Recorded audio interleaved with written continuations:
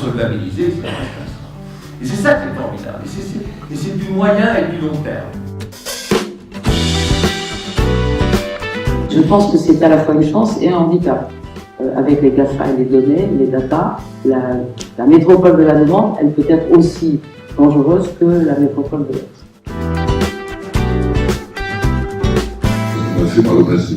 Et si on veut se contenter de croire qu'on a tout compris, tout trouvé, et qu'en prolongeant les lignes de l'action qu'on a conduites jusqu'à présent, on va s'en sortir, c'est évidemment une erreur. En âge, on a un phénomène de croissance démographique. Et les trois réunis font que la demande est très largement supérieure à l'offre dans le secteur immobilier. On voit les chiffres du logement, on comprend très bien qu'à horizon 10, 20, 30 ans, je ne sais pas quelles sont les limites administratives de la métropole, mais je suis sûr que Libourne, Angoulême, Saintes, Lacanau, on est tous exactement solidaires, on est tous dans le même plateau, et il faut aller construire à Libourne, parce que j'ai été invité à ce soir.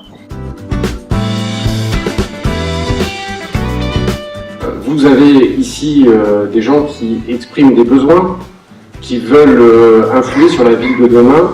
Notre devoir à nous, c'est d'orienter vos demandes vers les entreprises qui sont en mesure de les réaliser.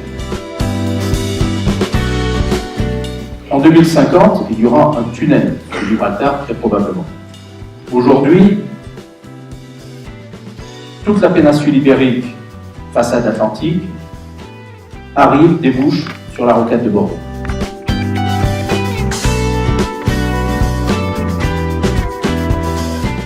Aujourd'hui, le véhicule est autonome. Qu'on le veuille ou non, il va le devenir, obligatoirement. Donc ça veut dire que l'infrastructure routière va évoluer. Sur cette question-là, on voit qu'il y a un changement de ton depuis quelques mois. C'est-à-dire que ça a été très, voilà, des smart cities, même les villes,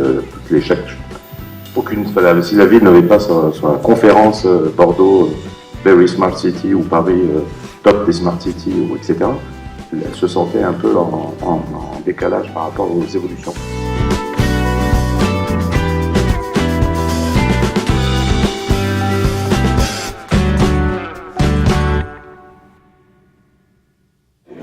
Eh bien, merci à tous d'avoir suivi cette conférence du 30 mars 2018 ici à la Cité du Vin de l'Oiseau, l'Observatoire immobilier du Sud-Ouest. Aujourd'hui, nous avons travaillé à la fois et évoqué à la fois les chiffres de la production actuelle, mais surtout travaillé sur le thème de Bordeaux 2050, sur comment rêvons-nous cette ville de Bordeaux 2050.